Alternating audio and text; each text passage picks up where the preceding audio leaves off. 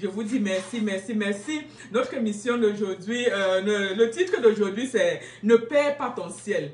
Notre titre d'aujourd'hui, c'est « Ne perds pas ton ciel ». Oui, vous êtes bel et bien sur Christian Polémique Talk Show, comme je dis, et nous avons notre YouTube channel qui est Christian Polémique Media TV. Abonnez-vous, abonnez-vous. Il y a beaucoup d'émissions là-bas. Abonnez-vous, vous serez content, vous allez écouter, vous écoutez. Peut-être parfois même, vous n'avez pas eu le temps d'aller. Je dis toujours, Christian Polémique Talk Show, ce n'est pas une église, mais aussi ce sont des enseignements, des connaissances. Je dis, Jésus parlait beaucoup en parabole. Ici, ce sont des choses que Jésus expliquait. Quand Jésus allait dans la foule, il parlait en parabole, mais quand il allait en privé, il expliquait à ses disciples ce qu'il expliquait en parabole. Ici, Christian Polémique, c'est un peu ça.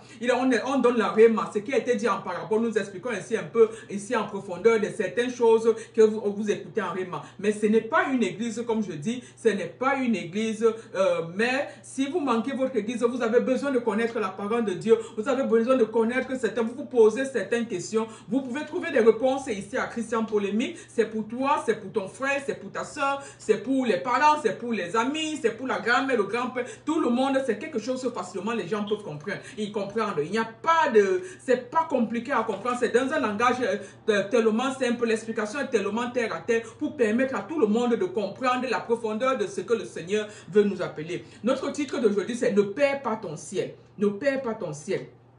Qu'est-ce que ne perds pas ton ciel? Qu'est-ce que les puissances? Nous parlons souvent des puissances, nous parlons des principautés. Aujourd'hui, on dit souvent quoi? Je dis souvent, le monde est divisé en deux parties. Le monde, il y a la partie visible et il y a la partie invisible. Et nous vivons dans ce monde où nous croyons tout voir. Nous vivons dans ce monde où nous croyons que nous pouvons voir et nous pouvons ressentir. Mais le fait de rejeter la partie spirituelle ne change rien à la vérité fondamentale de la loi de la nature. Et la réalité est que Satan veut nous faire croire que les choses, rien ne se passe, que les choses sont aussi le plus simplement possible. Mais peut-être, il n'hésite pas, lui, il est très habile dans ce jeu de ruse qu'il est en train de faire. Il fait croire aux gens que les choses sont simples parce qu'il ne veut pas que les gens essaient de remarquer sa présence ou remarquer sa main mise dans beaucoup de choses. Il essaie d'utiliser ces ruses pour faire croire aux gens que les choses sont aussi le plus simplement possible. Il utilise le jeu de l'esprit et c'est un jeu que lui, il maîtrise bien. Il sait comment manipuler les choses à son avantage. Satan se dit que si je peux convaincre les gens à ne pas croire que j'existe, alors ils ne feront aucun effort pour croire en Jésus-Christ et chercher le salut. Ça, c'est le but de Satan. S'il peut réussir à te convaincre, à te faire savoir qu'il n'existe pas, ça veut dire que tu dis, oh, on parle de Satan, on parle de l'ennemi n'existe pas. Ça veut dire que Satan a gagné parce qu'il utilise le jeu de la ruse. Je dis toujours que le terrain de prédilection de Satan, c'est notre esprit. Il utilise l'esprit de l'homme pour manifester. La Bible demande, au commencement était la parole. La parole était avec Dieu et la parole était faite par Dieu et à toute chose a été faite par cette parole. Mais Satan veut comme c'est Dieu qui a créé Satan. Satan, c'était quelqu'un qui était très bien, qui était à côté de Dieu, qui était la première personne même auprès de Dieu. Mais à cause de l'orgueil, à cause de la désobéissance, à cause de la concurrence, il a perdu cette place à côté du Seigneur. Et le Seigneur s'est dit que notre Dieu est tellement bon, un Dieu tellement d'amour, un Dieu qui est sociable, qui est resté, qui aime là. Dieu a dit que je dois créer un autre homme. Dieu a créé l'homme.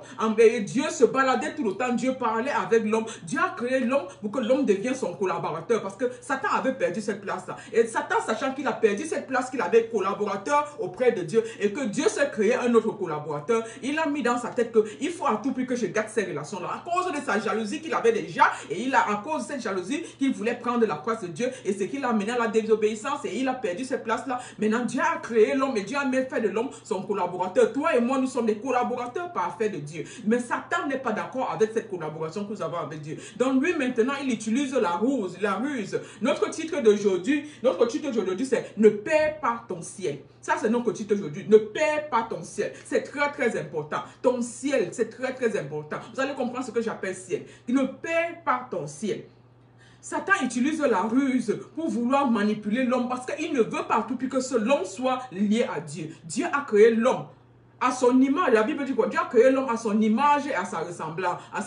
Satan n'a pas été créé à l'image et à la ressemblance de Dieu. Non. Dieu a créé l'homme à son image et à sa ressemblance. Ce qui a fait de Satan encore a augmenté la jalousie de Satan. Et Dieu a fait de l'homme son collaborateur parfait. Il ne voulait plus Satan. Satan a dit non, je ne peux pas laisser ça. Je ne peux pas permettre que l'homme devienne ce que j'aurais pu être. Mais il avait perdu cette place. Donc là maintenant, il a vu qu'avec les techniques de ce qu'il a fait au départ dans le jardin d'Éden, il a amené la femme à pécher et l'homme et la femme a péché et ça a gâté cette collaboration. Mais Dieu dans son amour a envoyé son fils Jésus-Christ pour venir racheter la terre. Et maintenant Satan a dit que comme Jésus-Christ est venu racheter la terre, je vais trouver un autre moyen pour essayer de gâter que de laisser l'homme ne rentre pas dans cette collaboration parfaite qu'il avait avec Dieu. Donc il utilise la ruse. Parfois il dit que c'est un jeu qu'il maîtrise. Les gens ils disent seulement si je peux faire, Satan se dit si je peux faire croire aux gens que je n'existe pas, si je peux amener les gens à croire que le monde est aussi simplement. Le monde est divisé en deux parties. Il y a la partie visible, il y a la partie invisible. Satan se dit que si je peux faire croire aux hommes que je n'existe pas, ou bien que le monde est aussi simplement. Et c'est un jeu qu'il sait. Il manipule tout à son avantage. Il se dit que je peux les convaincre de ne pas croire que j'existe. Ils ne feront aucun effort. Alors ça se dit que si toi tu dis que ok, Satan n'existe pas, tu ne vas faire aucun effort pour chercher ce Jésus-Christ, pour chercher à prendre ta position, parce que Jésus-Christ, Satan a volé ta position, en menant l'homme dans le péché. Maintenant, Jésus-Christ est venu pour redonner cette position à l'homme. Ça veut dire qu'il faudrait accepter Jésus-Christ pour reprendre ta position et aller. Dieu t'a donné la dominion. Dieu t'a donné t'a fait son collaborateur parfait. Mais Satan ne veut pas que ça arrive. Il a changé de méthode, il utilise la ruse. J'ai dit en 2022, si nous sommes une nouvelle saison, le janvier, février, mars, la première saison, nous sommes dans la deuxième saison qui commence mars et qui va jusqu'en septembre, le 3 et le 7, qui va, ça c'est la deuxième saison. Donc ça veut dire que tu as encore le temps avant la fin de l'année, jusqu'au 7e mois. Donc Satan dit, si je peux faire croire aux hommes que je n'existe pas, alors ils n'auront aucun souci, ils ne feront aucun effort et ils ne vont même pas chercher leur salut. La Bible appelle Satan quoi? Le père du mensonge. Donc tout ce qu'il fait c'est le mensonge. Et la Bible nous dit que nous n'avons pas à lutter contre la chair et contre le sang, mais nous avons à lutter contre quoi? Contre les principalités, contre les puissances des ténèbres dans les hauts lieux placés, contre Dieu nous parle de quoi? Dieu nous montre que les forces invisibles existent bel et bien. Elles sont réelles, elles sont assignées dans des exécutions, elles sont assignées avec des exécutions différentes et des fonctions différentes dans ce monde. La Bible nous dit, nous n'avons pas à lutter contre la chair et le sang. La chair et le sang c'est quoi? La chair c'est le corps, ton âme, ton esprit. Le sang, c'est toi-même encore. Mais ce n'est pas ça. Satan, ce sont des choses invisibles. Nous luttons contre quoi? Nous luttons contre les puissances des ténèbres, les puissances invisibles. Nous luttons contre, dans les hauts lieux placés, nous luttons contre les principalités. Contre les principalités. Je vais un peu expliquer de manière pas très profonde ce que ça veut dire. Là, il dit quoi? Les principalités, ce sont quoi? Ce sont ceux. Quand la Bible dit que nous ne luttons pas contre la chair et le sang, mais nous luttons contre les puissances des ténèbres dans les hauts lieux placés, contre les principalités. Les principalités, ce sont ceux qui contrôlent tout ce qui se passe dans les nations. C'est ceux qui contrôlent tout ce qui se passe dans les pays. Ce sont ceux qui contrôlent tout ce qui se passe dans les États. C'est ceux qui contrôlent les gouvernements, le gouvernement local, les régions, les communautés. Ils contrôlent aussi même les politiques. Ils influencent les politiques. C'est ça qu'on appelle les principalités. Ils influencent, ils contrôlent tout ce qui se passe dans les nations, dans les pays, les États, les gouvernements. Vous voyez, le monde est devenu chaotique maintenant parce que les principalités se sont mis debout. Ils se sont regroupés, ils se sont arrangés. Tout est en train d'aller de manière accélérée. Toi et moi, nous ne devons racheter le temps parce que les choses sont en train d'aller de manière dans une vitesse où toi et moi, nous ne pouvons pas contrôler. La Bible nous dit, nous ne luttons pas contre la chair et le sang, mais nous luttons contre les puissances des ténèbres dans les hauts lieux placés, contre les principalités. Et qu'est-ce qu'on appelle principalité? Et ces choses-là sont organisées. Ils ont des fonctions bien réelles, assignées à l'exécution de différentes choses dans le monde spirituel. Les principalités, ce sont eux qui contrôlent tout ce qui se passe dans la nation, dans les pays, dans les États, les gouvernements, le gouvernement local, les régions, les communautés. Ils influencent aussi la politique. Ils contrôlent tout ce qui se dit dans les médias. Ils modifient l'économie. Ils s'assurent seulement que ceux qui peuvent être influencés par l'ennemi, il n'y a que ceux qui peuvent être influencés par l'ennemi qui soient totalement au contrôle qui sont au contrôle, au leadership de ces choses-là. Ce sont ça les principautés, les principalités. Nous n'avons pas à lutter contre la chair au sang, mais contre les puissances haut placées. Les puissances haut placées, c'est quoi? Ce sont ceux qui influencent la vie des gens. On les powers, les puissances haut placées. Ils influencent la vie des gens, afin de les amener à commettre des atrocités, des perversions, beaucoup d'autres péchés, de leur faire croire que ce ne sont que des plaisirs normaux de bien vivre à travers le film, à travers la musique, de les amener à l'être, à se détruire. Les principalités, les puissances sont placées, ils amènent les gens, ils contrôlent quoi? Ils contrôlent ils contrôlent la vie des gens à travers ce que les gens font. Ils amènent les gens à commettre les atrocités. Vous voyez les guerres inutiles, les versements du sang à gauche, à droite. Vous ne comprenez même pas la raison. Si on vous demande quelle est la raison fondamentale, le but, et tout ça part quoi? Du mensonge. La Bible nous dit que Satan, c'est lui qui est le père du mensonge. Tout déclenche toujours à partir d'un mensonge, à partir d'une incompréhension, à partir d'une ruse qui est devenue comme une réalité. Les puissances des ténèbres contrôlent quoi? Ils influencent la vie des gens, afin de les amener à commettre des atrocités, des perversions, beaucoup d'autres péchés, de leur faire croire que ce ne sont que des plaisirs normaux. Tu vois, dans le puissant des ténèbres te fait croire que ce que tu es en train de faire là, ce n'est qu'un plaisir normal, ce n'est qu'un truc simple. Ce n'est qu'un truc simple pour te dire que là, il faut bien vivre. À travers, ils passent quoi? Ils passent à travers des films, des musiques, ils amènent les êtres à se détruire les uns les autres. Maintenant, nous avons aussi quoi? Nous avons aussi ceux qui dirigent dans les ténèbres, les dirigeants des ténèbres. Nous ne luttons pas contre la chair et le sang, mais contre les puissances des ténèbres. Les puissances des ténèbres, contre les esprits méchants dans les hauts lieux placés. Les esprits méchants dans les hauts lieux placés sont les dirigeants des ténèbres. Ce sont les forces sataniques qui ont pour mission d'aveugler, de décevoir les gens. Il s'agit aussi des gens, ils agissent dans des gens individuellement, ils agissent dans des gens en groupe, ils agissent dans des organisations, ils rendent les gens aveugles sur la réalité de la vie, des vies en commun.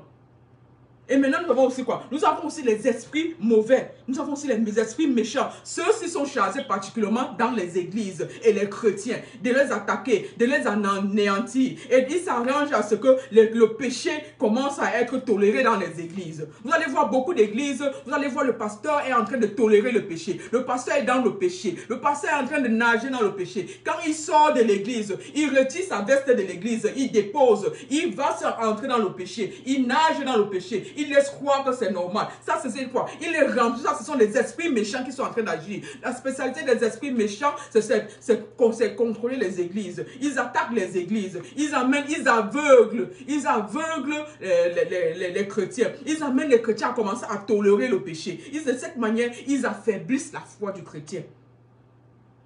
Ces esprits méchants sont envoyés pour détruire les églises. Ils utilisent beaucoup de faux signes. Ils utilisent des faux miracles. Ils utilisent ils sont en train, ils tiennent. Parfois même vous allez voir certains même qui sont en train de tenir le micro. Ils sont assis là. Mais quand vous allez regarder dans la vérité et dans l'esprit, ce n'est pas ça. Le péché est toléré, le péché est accepté. Il y a beaucoup de compromis. Il y a beaucoup de compromis. Il y a le mensonge excessif. Il y a l'hypocrisie. Il y a les manipulations excessives sataniques. C'est ce que les esprits méchants amènent. Ils sont là pour manipuler l'église. Et on croit qu'on est toujours dans la vérité. Alors que le Seigneur a enlevé sa main depuis. Le Seigneur n'est plus là. On prie, on crie, on chante à Dieu. Mais Dieu n'est pas là. Parce qu'il y a déjà tout ça qui est entré là. Il y a tout ça qui est entré là. Celui qui tient le micro, la bouche qui parle au micro n'est pas connectée avec le cœur. Le cœur est le cœur rempli de méchanceté et la bouche est là, ça parle de la parole de Dieu. Ça, ce sont les esprits méchants qui sont chargés de détruire les églises. Ils amènent les gens à tolérer le péché. Ils amènent les gens à commettre des atrocités dans l'église. Ils amènent les serviteurs, les chrétiens de Dieu à croire que c'est devenu normal. C'est une vie, c'est devenu des choses normales. C'est des choses que ça peut se faire. Mais non, ce n'est pas ça. Ils sont chargés de détruire totalement l'église. La Bible dit, nous n'avons pas à lutter contre la chair et le sang, mais contre les esprits mauvais, les principalités, dans les hauts lieux placés. J'ai expliqué tout à l'heure ce que c'est que les principalités. les principalités, ceux qui sont contre, ils contrôlent les principalités, ils contrôlent tout. Ils contrôlent les nations, ils contrôlent les pays, ils contrôlent les États, les gouvernements, les régions, les communautés. Ils influencent aussi les politiques. Ils contrôlent tout ce qui... Ils amènent le... Satan est rusé. La Bible dit que Satan, c'est le père du mensonge. Il est rusé. C'est un esprit invéritable. J'ai dit que ton frère et ta soeur n'est pas ton ennemi. C'est Satan c'est un esprit invisible qui utilise le corps de l'homme pour manipuler. Satan peut venir. Si ton corps est disposé, ça veut dire que si ton cœur est ouvert aux choses maléfiques, si ton cœur est ouvert aux choses mensongères, si ton cœur est ouvert aux choses qui ne glorifient pas Dieu, c'est une porte ouverte. Satan utilise maintenant ton corps pour amener ton frère à commettre du péché, ou utiliser le corps de ton frère ou de ta soeur pour amener à commettre des activités. Maintenant, ça c'est pour amener quoi? Ça c'est pour amener la division et les querelles et amener la destruction. Ça, qui est le rôle des principalités pour contrôler le monde, pour contrôler toutes choses. Ils sont beaucoup dans la politique, ils sont beaucoup dans les médias, ils sont beaucoup dans la musique, ils influencent l'ennemi totalement. Et maintenant, pour te mettre dans ça, il faut que ton esprit soit influencé. Notre titre d'aujourd'hui, c'était « Ne perds pas ton ciel ». Ça, c'est notre titre d'aujourd'hui. Ils amènent les gens à commettre des atrocités. Et quand tu vas voir la base d'un problème, il y a des guerres, il y a des versements de sang partout, des périodes, le sang est versé partout. Maintenant, quand tu vas voir, tu vas te rendre compte qu'il n'y a même pas de motif à la base.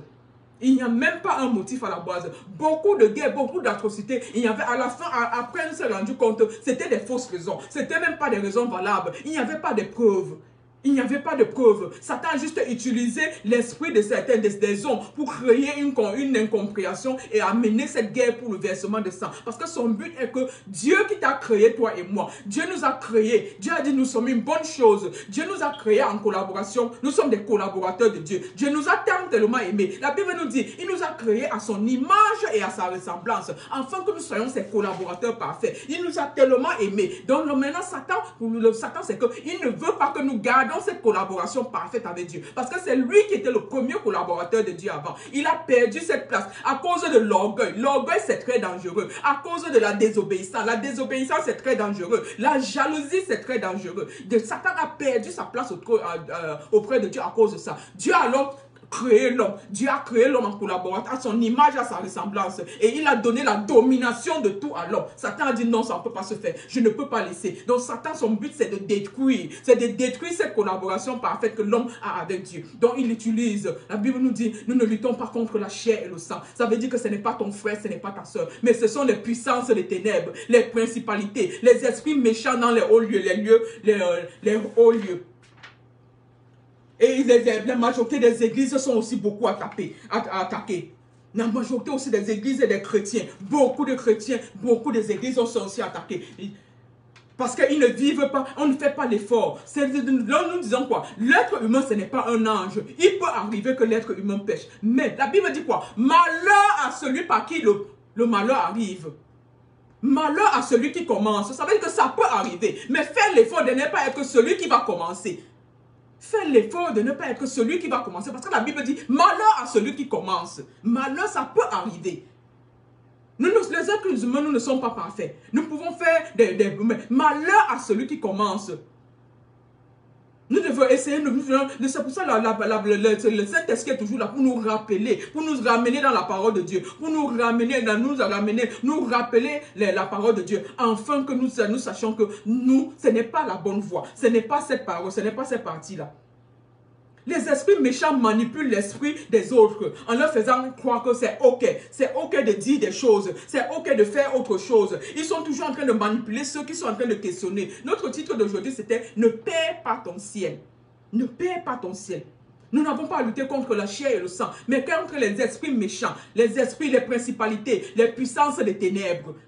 Les puissances des ténèbres, ils sont en train de se rassurer que nous ne gardons pas cette collaboration parfaite que Dieu nous a donnée. Dieu nous a créés, il a dit nous étions, c'était bien. Dieu nous a dit nous sommes des collaborateurs parfaits et que nous devions dominer la terre. Mais Satan ne veut pas que l'homme domine la terre. Donc son but maintenant c'est d'utiliser la ruse. Il dit que si je peux faire croire à l'homme que, Satan se dit si je peux faire croire à l'homme que je n'existe pas, l'homme n'aurait plus il ne va plus faire l'effort de marcher selon la parole de Dieu. Il ne va plus avoir peur de faire certaines choses. Il va croire que tout est normal. normal, tout est bien. C'est ce que Satan essaie de faire à certains fois. Beaucoup de gens se disent que oh, Satan n'existe pas. Non, Satan existe bel et bien. La terre est créée. Il y a la partie visible, il y a la partie invisible. Satan est bel et bien là et il est en train d'agir, il est en train d'envahir. Comme j'ai expliqué plus haut, tous les domaines, le gouvernement, les communautés, les régions, les États, dans la politique, dans la musique, dans les films, dans tous les domaines, même dans l'église, Satan est infiltré. Même dans l'église, Satan est infiltré. Il fait croire que c'est ok de dire une chose, c'est ok de faire une chose, c'est ok de tourner à gauche, de tourner à droite. Il essaie de manipuler, afin que les gens ne se posent pas des questions à propos de la différence entre la parole de Dieu dans leur bouche et leur attitude. Ces esprits méchants font que les chrétiens ne discernent plus la vérité du mensonge. La Bible nous dit de tester les esprits, de veiller et de prier, car l'ennemi rôde comme un lion et cherche qui dévorer. C'est comme ça que les esprits opèrent. Ils peuvent venir directement en toi, utiliser ton corps ou ton esprit. Ils peuvent enfin de manipuler, enfin que te faire croire que la prière n'est pas une urgence ou bien la prière n'est pas importante. Mais la Bible dit prier sans cesse, prier et veiller. La Bible nous dit prier et veiller. La prière, tu n'as pas besoin d'être un spécialiste de prière pour faire la prière. Tu n'as pas besoin de passer beaucoup de temps dans la prière. Mais la prière qui vient du cœur, d'un cœur sincère. Parce que la bouche quoi? Cette bouche n'est pas en accord avec le cœur. Il y a des gens qui parlent avec le micro, on parle mais le cœur n'est pas en accord avec la bouche. La Bible dit prier sans cesse. Prier sans cesse. Prions sans cesse. Satan envoie ses agents. Il s'est divisé en subdivisé. La dernière fois, j'ai parlé d'une révélation que le Seigneur m'a montré comment Satan, dans ce dernier moment, il a déployé. C'était comme un avion extraterrestre avec plein des agents sataniques. On était en train de les déployer sur la terre, déployer dans les régions, déployer dans les États. Le Seigneur m'a fait voir ça dans un rêve, dans une vision, comment ils étaient pour les envoyer en mission contre le peuple, contre les enfants de Dieu. Une nouvelle mission afin de décevoir. Lui de Satan, c'est que nous ne devions pas garder ce salut-là. Parce qu'en gardant ce salut-là, c'est la clé de la victoire. C'est la domination. Satan est là. Il doit se rassurer que nous ne dominons pas comme le Seigneur a dit. Nous ne soyons pas les collaborateurs parfaits que Dieu nous a créés. Il envoie les gens s'infiltrer. Il envoie les gens s'infiltrer au milieu des chrétiens. S'infiltrer au milieu des gens qui sont bien. Toi, tu peux mettre bien. Tu n'as pas de problème. Mais Satan envoie quelqu'un s'infiltrer pour venir créer cette histoire, pour t'amener à dérailler. La personne qui vient s'infiltrer, ce n'est pas la personne qui est au problème. Mais c'est toi qui dois dérailler qui devient le problème. C'est toi qui déraille qui devient le problème. Toi qui étais bien. Toi qui peut-être tu ne connaissais même pas Dieu. Tu cherchais Dieu. Mais cette personne en bas vient maintenant s'infiltrer et t'amener dans un problème où ta réaction va t'amener à dérailler. Et maintenant ça devient un problème. C'est vrai que la Bible dit malheur à celui par qui le malheur vient. Cette personne-là est déjà dans un problème. Maintenant, toi, qui as déraillé, tu te retrouves dans un autre problème. Et c'est comme ça que Satan prend la domination sur toi. Prend la domination sur toi. Il s'arrange à ce que toutes les situations deviennent difficiles. Toutes les choses. Mais nous disons quoi? Nous ne regardons pas aux choses. Nous regardons à Dieu. La Bible dit, si tu marches dans la vallée de l'ombre de la mort, ne crains rien, le Seigneur avec toi. Ça veut dire que quoi? La vallée de l'ombre de la mort existe parce que Satan est là. C'est tout à fait normal, ça existe, mais ne crains rien. Parce que si tu fixes ton regard sur le Seigneur, si tu fixes ton regard sur ce Dieu-là qui t'a créé en collaborateur parfait, ce Dieu que tu sais que ce Dieu qui m'a créé à son image, à sa ressemblance, il a dit, je ne t'abandonnerai pas et je ne te délaisserai pas. Quelle que soit la situation où tu es, Dieu n'a dit, je ne t'abandonnerai pas, je ne te délaisserai pas. Mais si tu regardes à Dieu, ça veut dire que tu ne regardes pas ta situation. Tu laisses que ta foi soit plus grande que ta peur. Tu laisses que ta foi soit plus grande que ta peur. Notre titre, c'est que ne perds pas ton ciel. Ne perds pas ton ciel. Il amène les gens à s'infiltrer dans les vies. Il amène à créer, même dans les activités spirituelles, à créer des coupures, à créer Maintenant, il commence à avoir des concessions à gauche, concessions à droite, qui n'ont rien à voir avec la parole de Dieu. Dans des choses inutiles. Dans les choses inutiles, dans les commérages, dans les coups bas, des choses qui n'ont rien à voir avec la vie en Christ. La vie que tu menais avant, la vie que tu étais là, tu cherchais Dieu de tout ton cœur. Satan amène des choses qui commencent à te dérailler. Tu crois que oh, c'est devenu normal, oh, c'est parfait, oh, c'est juste un peu, c'est juste... Et finalement, tu te retrouves en train de totalement dérailler. Si tu as la grâce de Dieu, tu peux te relever. Mais si tu n'as pas la grâce de Dieu, je ne sais pas ce qu'on dit, mais on prie toujours que la grâce de Dieu, la Bible déclare, là où le péché abonde, que la grâce de Dieu surabonde. La grâce de Dieu surabonde. Les esprits des ténèbres vont t'amener à voir comme si ta vie est vide, comme ta vie n'a pas d'amusement, comme si ta vie n'a pas de sens, afin que tu te mets maintenant à vouloir faire comme tout le monde. Non! Tu n'es pas créé, tu as été créé seul. On ne t'a pas créé avec tout le monde. Ce n'était pas une communauté, une création de la communauté. C'était seul. Même quand ta maman t'a accouché, elle t'a accouché seule. Même quand les jumeaux viennent, on ne prend pas les jumeaux deux ensemble. Chacun sort seul. Et c'est la même chose, le salut individuel. Chacun, de la même manière qu'on est sorti seul dans le ventre de nos mamans, c'est la même manière qu'on va se présenter seul devant le Dieu. Je dis toujours le salut. Il n'y aura pas que tu vas venir, toi, avec tes enfants, ou bien tous en famille ensemble. Non, non, c'est chaque personne. Même à mes enfants, je dis ça. C'est chaque personne qui va se présenter devant Dieu. Le salut est individuel. De la même manière que nous sommes sortis dans le ventre de notre maman seule, c'est de la même manière que nous allons nous présenter devant ce Dieu-là. Satan te fait croire que ta vie n'est pas intéressante, ou que tu commences à t'inquiéter, tu commences à admirer. Non, non, non. La vie de ton frère, ce n'est pas ta vie. La vie de ta soeur, ce n'est pas ta vie. Ce n'est pas ta vie. Parfois même, il infiltre les gens autour de toi. Ces gens-là même vont même t'accompagner dans des choses. Si tu étais quelqu'un que tu allais à l'église, Satan va infiltrer l'esprit de ton frère, de ta soeur, qui va même parfois t'accompagner à l'église. Et en t'accompagnant à l'église, va commencer à s'aimer la ruse, utiliser la ruse, pour te faire croire que, oh non, Satan n'existe pas. Après, tu vois comment tu deviens froid. La Bible a dit que Jésus dit quoi? Si tu n'es ni chaud ni froid, je te vomirai. Tu deviens froid, tu ne prends plus les choses du Seigneur de Dieu au sérieux. Maintenant, c'est cette personne-là qui t'accompagne même à l'église. Après, tu accompagnes la personne dans ces choses. Après, tu te rends compte que tu es tombé. Cette personne est tombée depuis. Mais maintenant, cette personne t'amène maintenant à tomber. Toi aussi, tu tombes. Et tu es dans le camp de l'ennemi maintenant. Tu es dans le camp de l'ennemi maintenant. T'amène à faire des péchés sans que tu ne t'en rends compte. Tu as déjà glissé de l'autre côté. Tu te retrouves en train de faire les commérages, à faire les choses malsaines, dans les mensonges, les vols, l'adultère. Petit à petit, tu commences à perdre la foi. Parce que ça, c'était le but de Satan. De perdre la foi, de perdre ta confiance en Dieu, de perdre ta croyance. Afin que tu n'arrives, tu te retires, tu marches dans l'obéissance. La Bible dit que l'obéissance est mieux que le sacrifice. Quand tu désobéis à Dieu, c'est très grave. Quand tu marches dans la désobéissance, c'est très grave. Tu es maintenant à la merci totale des puissances des ténèbres, des principalités, des esprits méchants dans les hauts lieux passés. Oh, tu es livré. Maintenant, tu deviens même un agent satanique maintenant. Satan va maintenant t'utiliser pour t'envoyer auprès des autres. Tu ne fais plus la différence entre le péché et la volonté de Dieu. La Bible nous dit que pour suivre Jésus, tu dois abandonner certaines choses et tu dois porter ta croix. Jésus qui savait porter sa croix. Pour suivre Jésus, en esprit, en vérité, tu dois porter sa croix. La croix là, c'est quoi? Ce sont des sacrifices que tu dois faire. Ce n'est pas pour suivre Jésus, parce que Satan est là pour se rassurer que tu ne suives pas Jésus. Donc ça veut dire qu'il y a un sacrifice à faire. Il y a le prix à payer pour résister. La Bible dit résister à l'ennemi. Tu dois résister. Pour résister, il y a un sacrifice à faire. Tu peux tomber une fois, mais relève-toi. Tu peux tomber deux fois, relève-toi. Tu dois résister. C'est ça la résistance. Tu dois résister.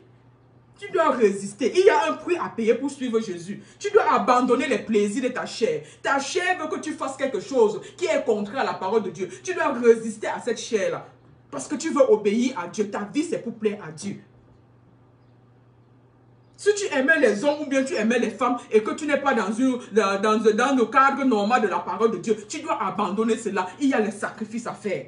Il y a les sacrifices à faire. Il y a des habitudes, ces habitudes qui sont contraires à la parole de Dieu. Si tu aimais parler ou bien t'occuper des songes des autres, tu dois changer de comportement. Ça, c'est résister la chair. Ça, c'est résister ta chair. Les habitudes que tu avais, tu dois changer pour pouvoir suivre Jésus-Christ. Tu dois changer. C'est dur parce que quand tu es déjà à un certain âge, il y a certaines habitudes qui sont devenues comme des caractères. Mais ce caractère-là, tu dois laisser parce que ce n'est pas en accord avec la parole de Dieu. Dès que tu te rends compte, tu dois faire l'effort. C'est ça qu'on appelle résister la chair. Ce n'est pas facile. Et c'est un prix à payer. Tu vas perdre des amis. Tu peux même perdre celui qui se disait mari ou bien tu peux même perdre celui qui se disait femme. Parce que tu veux plaire à Dieu. Cette personne-là n'était pas plaire. Elle ne veut pas plaire à Dieu. Mais toi, tu veux plaire à Dieu. Tu dois résister ta chair. C'est ça, il y a beaucoup de sacrifices. Il y a un prix à payer. Il y a un prix à payer. L'homme ne vivra pas seulement de pain, mais de toute parole qui sort de la Bible. Si tu faisais tout ce qui se passe, parfois tu faisais tout ce que tu penses, tu faisais tout ce que tu veux, tu faisais des choses à ta manière, tu vas abandonner cela car ce sont des obligations, ce sont des choses que tu es obligé de manifester les fruits de l'esprit. L'amour, la tempérance, la paix, la joie. Tu dois laisser ton esprit que Dieu dirige maintenant ta vie. Et quand Dieu dirige ta vie, c'est contraire à ta volonté. Parfois tu vas aller à gauche, Dieu te dit non, ne pars pas à gauche, pars à droite. Tout le monde sait que il faut aller à gauche. Mais Dieu te dit non, ne pars pas à gauche. Toi, tu voulais partir à un point A. Dieu te dit non, ce n'est pas là-bas que je t'ai envoyé. Ne pars pas là-bas. Tu dois partir de ce côté-ci. Tu te retrouves dans des problèmes. Tu dois prendre une décision. Tu as un sacrifice à faire. Parce que Dieu voit qu'à gauche, tu es en train de partir. Si tu pars là-bas, tu vas te perdre. Si tu pars là-bas, l'ennemi va te tuer. Si tu pars là-bas, tu vas te retrouver maintenant un agent satanique. Si tu pars là-bas, tu vas te retrouver dans des choses qui n'honorent pas Dieu. Tu vas perdre ta foi. Tu vas perdre ta collaboration avec Dieu. Tu ne serais plus un enfant de Dieu. Dieu te dit, mon fils, ma fille, ne va pas par là-bas. Change de direction. Va plutôt de ce côté. La Bible dit, résister à l'ennemi. Tu es obligé de résister. Ça, c'est un combat entre la chair et l'esprit. La chair veut aller à gauche, mais l'esprit te dit d'aller à droite. Parce que quand tu acceptes Jésus maintenant, que tu as le Saint-Esprit, c'est l'esprit de Dieu maintenant qui te dirige. Il y a ce déchirement-là. Tu veux faire ta volonté. Tu vois tout ce que ça comporte. Mais le Seigneur te dit que non. C'est ça, il dit que pour suivre Jésus, tu dois porter ta croix. Tu es obligé d'aller maintenant à droite. Tu dois suivre Jésus, tu dois aller à droite. Tu dois aller à droite. Parce que tu dois marcher maintenant selon la parole de Dieu. Tu dois marcher dans l'obéissance à Dieu. Tu dois être à l'écoute de Dieu. Tu ne peux plus maintenant faire ce que tu veux. Tu ne peux plus dire ce que tu veux. Tu ne peux plus, parce que tu dois glorifier le nom de Dieu. Tout le temps que tu veux dire quelque chose, tu dois te demander, est-ce que ça aide pour le royaume de Dieu? Est-ce que ça glorifie le Seigneur, le nom de Dieu? Dans le comportement, tu te dis, est-ce que ceci, c'est pour la gloire de Dieu? C'est toutes ces questions-là. Avant de poser un acte, tu dois peser. C'est comme tu mets sur la balance. Suivre Jésus, c'est porter la croix. Tu mets tout ça sur la balance. Est-ce que c'est pour mon Dieu? Je suis créé. Dieu m'a créé à son image et à sa ressemblance. Il m'a créé en collaborateur parfait. Je dois garder cette collaboration avec Dieu là. Je dois être ce collaborateur parfait. Tu es le représentant de Dieu sur cette terre. Dieu ne va pas descendre. Dieu va t'utiliser pour représenter ce qu'il veut faire sur la terre. Et pour représenter ce que Dieu veut faire sur la terre, ça veut dire que ton corps, ton âme et esprit va obéir à Dieu. J'ai dit que quoi? On a un Dieu qui est dimensionnel. Dieu, il a dit quoi? Créons l'homme à notre image, à notre ressemblance. Dieu est un Dieu de 3 dimensions. Il est Dieu le Père, Dieu le Fils et Dieu le Saint-Esprit. Quand vous entendez Dieu, le Dieu, c'est le Dieu.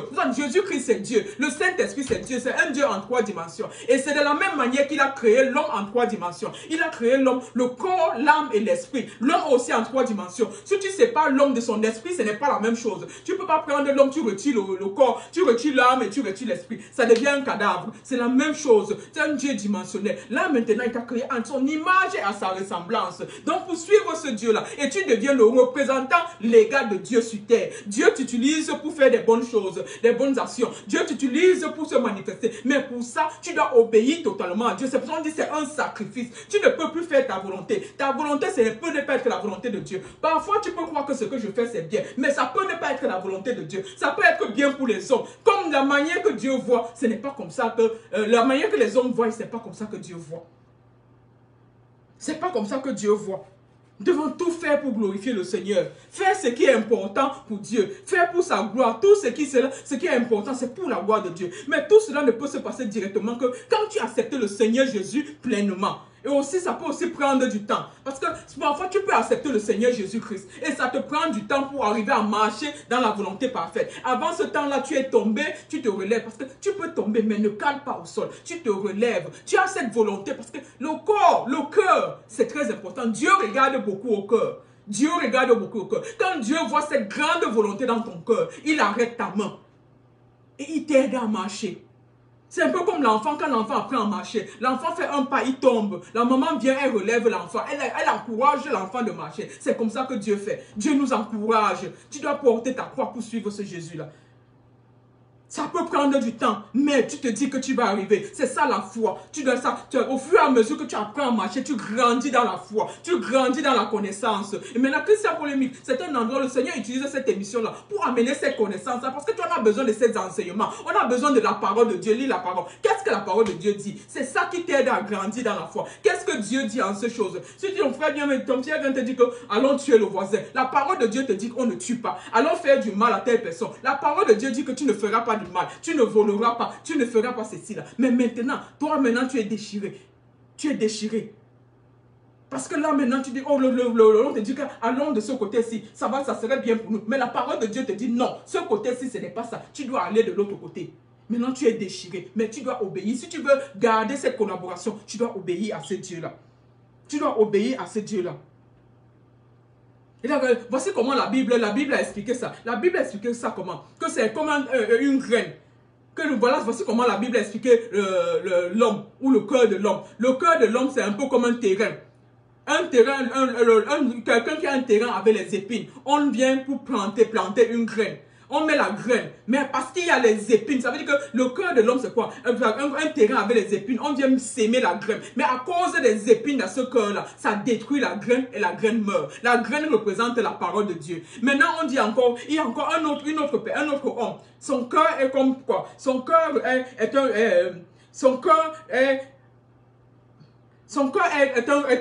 terrain sec. Son cœur est un terrain sec. Ça veut dire qu'il n'y a rien dedans. Les épines, ça représente la méchanceté, les mauvaises choses, les choses sataniques. Maintenant, il y a encore un autre cœur, un terrain sec. Le terrain sec, c'est quoi? La graine, on plante la graine qui est la parole de Dieu, les choses de Dieu, les avantages de Dieu. On plante ça sur un terrain sec. Mais parce que le terrain n'est pas arrosé avec ta foi, avec ta parole, avec les enseignements comme à Christian Polémique, la graine meurt. Maintenant, il y a encore un autre terrain qui est fertile. Dans le terrain qui est fertile, on vient mettre la graine. Mais la graine maintenant, quand la graine, le terrain est fertile, c'est bien arrosé, c'est bien mouillé. Maintenant, au fur et à mesure, la graine commence à pousser. Mais dès que la tempête vient, ça détruit toute la plante qui avait déjà poussé. La tempête, c'est quoi? La tempête, c'est les problèmes. Ton cœur est là, tu as accepté le Seigneur Jésus, tu es dans la joie, tu écoutes la parole et tout et tout. Mais dès qu'il y a une petite tempête, les problèmes arrivent, boum, tu as chancellé, tu as quitté la route de Dieu, tu es parti. Et maintenant, la Bible explique encore quoi? Un autre terrain qui est bien fertile, qui est arrosé, où la graine tombe et ça produit des fruits. Ça, c'est celui qui a résisté. C'est celui qui a sacrifié. C'est celui qui a porté sa croix pour suivre Jésus. Ça, c'est un terrain fertile, un terrain bien arrosé, où la graine tombe et ça commence à produire des fruits en abondance. À toi de porter ta croix. Notre titre d'aujourd'hui, c'était « Ne perds pas ton ciel ». C'est à toi de porter ta croix. Et surtout le plus important qui aide de te soulever, de toujours te souvenir la première fois que tu as rencontré ce Dieu-là. La première fois que tu as rencontré ce Dieu-là, c'est très très important. Dans quelles circonstances tu as rencontré ce Dieu-là? Qu'est-ce que tu sais que Dieu a fait pour toi la première fois jusqu'à tu as dit que oh non, Dieu existe. Toujours te souvenir de cette période-là parce que c'est cette période-là qui va t'aider à porter ta croix. C'est cette période-là qui va te soutenir pour arriver à marcher avec Jésus. Parce que dès qu'il y a la tempête existe, les malheurs existent, les problèmes existent. Chaque jour, il y a de nouvelles choses qui se présentent. Mais si tu te souviens de ta première rencontre, ce que Dieu a fait dans ta vie où tu as dit non, voici j'ai un Dieu. Ça va t'aider à continuer. C'est très très important. C'est pour ça que je dis c'est très important d'avoir une relation personnelle avec Dieu. Ce n'est pas la relation avec ton pasteur. Ce n'est pas la relation avec tes parents. Ce n'est pas la relation avec ta famille. Ce n'est pas la relation avec ton mari, ta femme ou tes enfants. Mais c'est ta relation personnelle avec Dieu.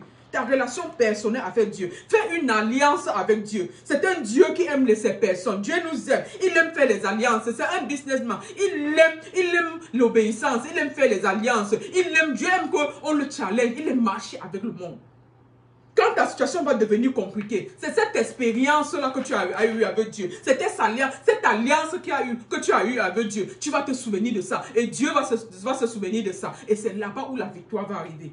Cette rencontre personnelle que tu as eue avec Dieu, qui est restée dans ta mémoire, qui va t'aider à t'accrocher à ce Dieu-là, que tu as expérimenté ce Dieu seul. Il n'y avait pas ton frère, il n'y avait pas ton voisin. Quand tu as expérimenté ce Dieu-là, le plus souvent tu es seul. Ce n'est pas une expérience de communauté, ce n'est pas une expérience d'amitié, ou bien ce n'est pas une expérience de couple, ou bien d'église, mais c'est une expérience personnelle que tu as avec ce Dieu-là. Cette expérience personnelle que tu as avec Dieu-là, Dieu a fait un miracle en toi. Dieu a fait un miracle pour toi. Dieu a fait ta sortie d'une situation situation. On disait que c'était fini, selon toi. Les autres disaient que, mais ce Dieu-là ne se manifeste pas. Dieu se manifestait, tu as vu la main de Dieu. Les gens disaient que, mais quel est même ce Dieu-là? Toi, tu as vu ce Dieu-là. Les gens disaient que, mais est-ce que même ce Dieu-là existe? Toi, tu as rencontré ce Dieu-là. Tu étais torturé, tu souffrais. Dieu est venu, tout le monde t'avait abandonné. Ce Dieu est venu dans un souffle. Il t'a parlé, il a parlé à ton oreille, il t'a donné la force, il t'a guéri, il t'a sauvé. Ne perds pas ton ciel. C'est ça, ne perds pas ton ciel. C'est cette période de rencontre particulière que toi, seul tu as eu avec Dieu. Dieu t'a sauvé. Là où tu voulais te suicider, Dieu est venu te guérir. Dieu est venu, les docteurs avaient dit que c'est fini. Les docteurs avaient dit qu'on ne peut plus rien pour toi. Dieu est venu te redonner cette vie-là. Ne perds pas ton ciel, ça c'était notre souffle. Ne perds pas cette mémoire, ce souvenir que tu as avec Dieu. Cette période où tu as expérimenté Dieu seul, là où personne ne pouvait plus rien. Toi seul, tu as vu cette main de Dieu sur toi. Dieu a ouvert tes yeux. Dieu a dit, ma fille, mon fils, je te tiens par la main. Lève-toi et marche. J'ouvre la mer rouge devant toi. J'écarte cette situation devant toi. Je crée un chemin là où il n'y a pas de chemin. Je guéris tes parents. Je guéris tes enfants. Je te sauve de cette situation-là. Que on croyait que c'était fini. Je suis ton Dieu. Ce Dieu qui t'appelle par ton nom. C'est très important d'avoir cette relation personnelle avec Dieu. Ne perds pas ton ciel. Ne perds pas ton ciel. Cette période, ce temps, cette relation, cet instant, cette minute, cette seconde, cette chose que toi seul tu as expérimenté avec Dieu.